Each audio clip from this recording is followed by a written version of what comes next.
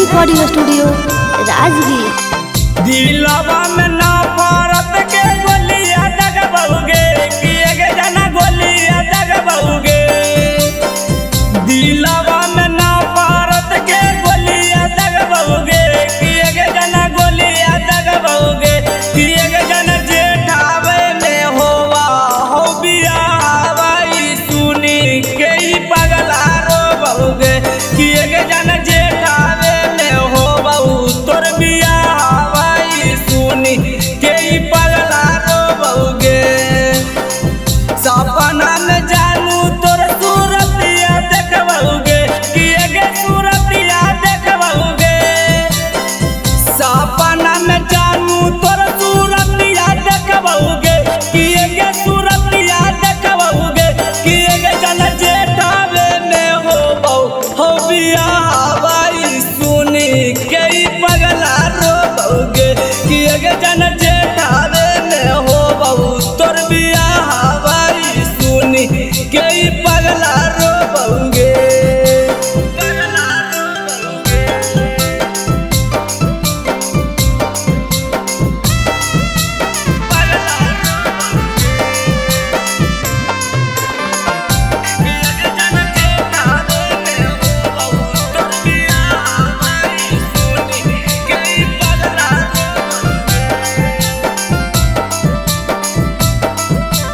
नमूना recording studio Rajgir.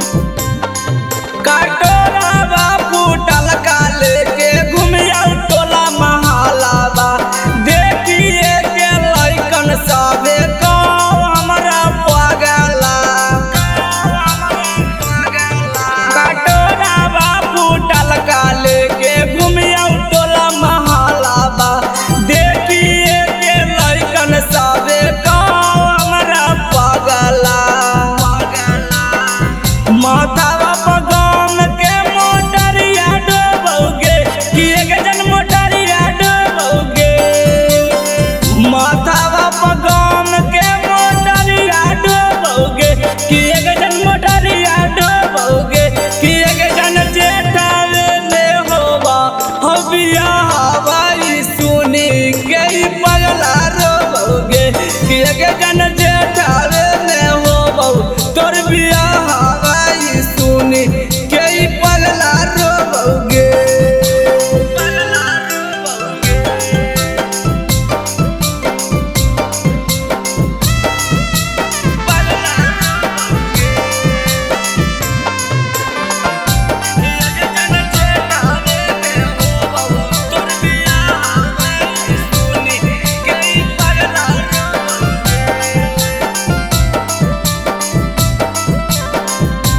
नमूना recording studio Rajgir.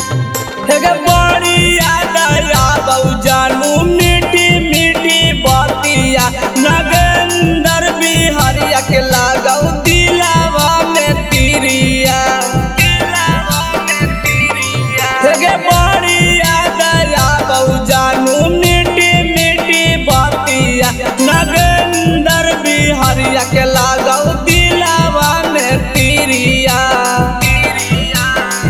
Sikandar राइटरवा नियन अपना सोबहुगे कि एक जन अपना सोबहुगे।